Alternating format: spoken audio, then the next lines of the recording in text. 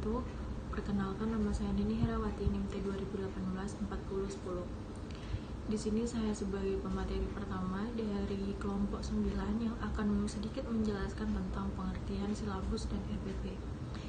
Jadi silabus itu adalah rancangan pembelajaran yang berisi langkah-langkah belajar mata pelajaran tertentu sebagai hasil dari seleksi, pengelompokan, pengurutan, dan penyajian materi kurikulum yang dipertimbangkan berdasarkan ciri dan kebutuhan daerah setempat. Dan di sini ada isi silabus. Jadi jika kita lihat dari segi komponennya, maka silabus dalam pembentukannya terdiri dari yang pertama itu ada bidang studi yang akan diajarkan, terus ada semester, pengelompokan kompetensi dasar, materi pokok, indikator, sumber belajar, alokasi waktu, dan bahan, alat atau media pembelajaran.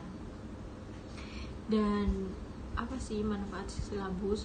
Jadi manfaat silabus itu sebagai pedoman dalam pengembangan pembelajaran seperti pembuatan rencana pembelajaran, pengelolaan kegiatan pembelajaran, dan pengembangan sistem penilaian. Dan di sini ada prinsip pengembangan silabus. Jadi adapun beberapa prinsip mendasari pengembangan silabus. Yang pertama itu ada ilmiah, memperhatikan perkembangan dan kebutuhan siswa, sistematis, dan relevansi, konsisten, dan kecukupan. Jadi itu sedikit penjelasan tentang silabus. Nanti selebihnya bisa dibaca di makalah dan bisa ditanyakan nanti. Dan di sini ada RPP. Jadi RPP atau rencana pelaksanaan pembelajaran adalah rencana menggambarkan prosedur dan pengorganisasian pembelajaran untuk mencapai satu komponen dasar. Dan di sini ada beberapa tujuan dari RPP. Yang pertama itu ada merencanakan pembelajaran yang interaktif dan dapat digunakan untuk mengeksplorasi semua potensi kecakapan majemuk yang dimiliki setiap peserta didik. Dan yang kedua, merancang pembelajaran yang sesuai dengan kebutuhan peserta didik, kemampuan pendidik, dan fasilitas yang dimiliki oleh sekolah. Dan yang ketiga, ada mempermudah pelaksanaan pembelajaran. Dan di sini juga ada manfaat dari RPP. Jadi manfaatnya itu yang pertama ada meningkatkan kemampuan guru dalam merancang pedagogis atau merancang pembelajaran sebagai bagian dari kompetensi pedagogis yang harus dimiliki guru. Dan yang kedua ada proses pembelajaran yang dilakukan akan lebih terarah. Jadi karena tujuan pembelajaran, materi yang akan diajarkan, metode dan penilaian yang akan digunakan telah direncanakan dengan berbagai tujuan. Dan yang terakhir itu manfaat RPP untuk meningkatkan rasa percaya diri peserta.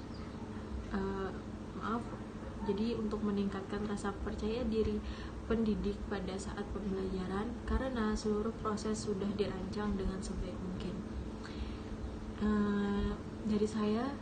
Penjelasan dari saya tentang pengertian silabus dan RPP cukup sekian dan dilanjutkan oleh pemateri kedua dan ketiga. Mohon maaf bila ada salah-salah kata. Wassalamualaikum warahmatullahi wabarakatuh.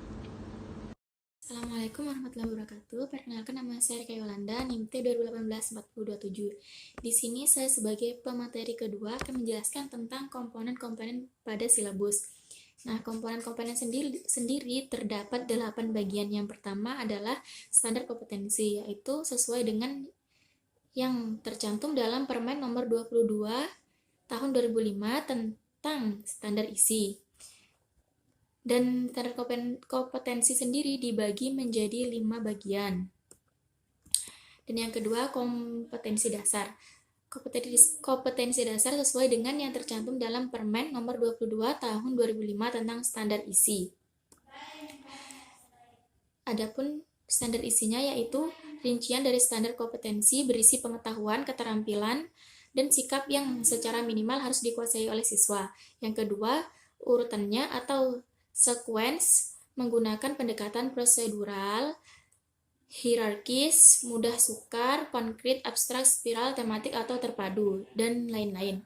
Yang ketiga, materi pokok atau pembelajaran. Mengidentifikasi materi pokok mempertimbangkan A. Potensi peserta didik. B. Relevansi dengan karakteristik daerah. C. Tingkat perkembangan fisik, intelektual, emosional, sosial, dan spiritual peserta didik. Adapun yang nomor 4, kegiatan pembelajaran. Kegiatan pembelajaran dirancang untuk memberikan pengalaman belajar yang melibatkan mental dan fisik melalui interaksi antara peserta didik dengan guru, lingkungan, dan sumber belajar lainnya. Yang kelima, indikator. Indikator merupakan penanda pencapaian kompetensi dasar yang ditandai oleh perubahan perilaku yang dapat diukur yang mencangkup sikap, pengetahuan, dan keterampilan. Indikator dikembangkan sesuai dengan karakteristik peserta didik. Hal-hal yang perlu diperhatikan dalam pengembangan indikator adalah setiap KD dikembangkan menjadi beberapa indikator atau lebih. Yang keenam, penilaian. Alat penilaian dapat berupa tes dan non-tes. Yang ketujuh, alokasi waktu. Penentuan alokasi waktu pada setiap kompetensi dasar didasarkan pada jumlah minggu afektif dan alokasi waktu mata pelajaran per minggu dengan pertimbangkan jumlah kompetensi dasar, keluasan kedalaman, tingkat kesulitan, dan tingkat kepentingan kompetensi dasar. Dan yang kedelapan, sumber belajar.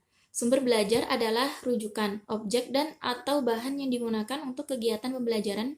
Sumber belajar dapat berupa media cetak dan elektronik, narasumber, serta lingkungan fisik, alam sosial, dan budaya. Penentuan sumber belajar didasarkan pada standar kompetensi dan kompetensi dasar serta materi pokok atau pembelajaran, kegiatan pembelajaran, dan indikator pencapaian kompetensi-kompetensi. Sekian dari saya, selanjutnya akan dilanjutkan oleh presentator selanjutnya.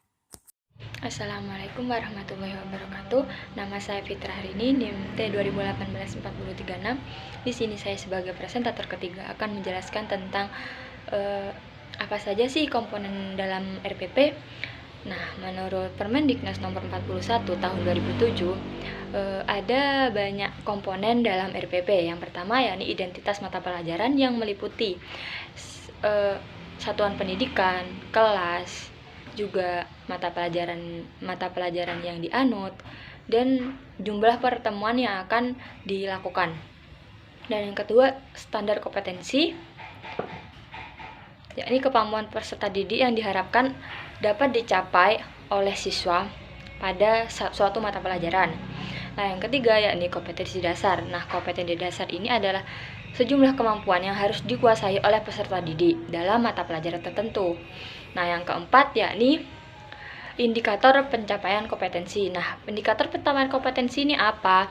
Indikator pencapaian kompetensi ini adalah perilaku siswa yang dapat diukur untuk menunjukkan ketercapaian kompetensi yang dia miliki pada suatu mata pelajaran. Nah, yang kelima yakni tujuan pembelajaran. Nah, adanya tujuan pembelajaran ini untuk diharapkan untuk bisa dicapai oleh siswa dengan kompetensi yang telah dicantumkan. Nah, yang keenam yakni materi ajar. Nah, materi ajar di sini menjelaskan tentang materi apa yang akan dibahas pada suatu pembelajaran. Nah, yang ketujuh yakni alokasi waktu. Alokasi waktu ini menunjukkan pada setiap sesi itu memiliki memuat berapa menit untuk dilakukan, jadi lebih efisien. Nah, yang kedelapan yakni metode pembelajaran. Nah, metode pembelajaran di sini digunakan untuk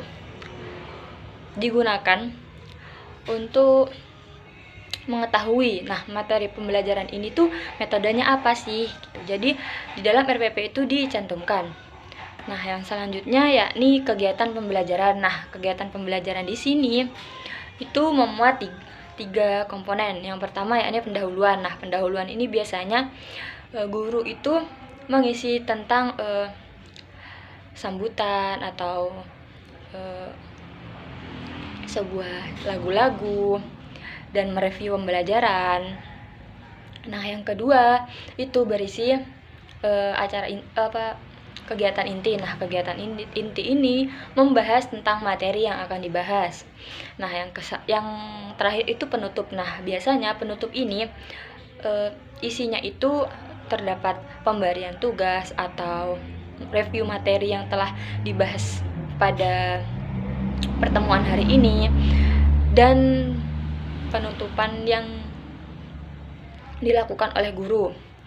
Nah, yang ke-10 yakni tentang penilaian hasil belajar. Nah, penilaian hasil belajar ini bisa berupa penugasan, bisa juga berupa penilaian sikap, bisa juga melalui penilaian spiritual. Nah, penilaian inilah yang akan menjadi evaluasi bagi guru dalam memberi penilaian kepada siswanya.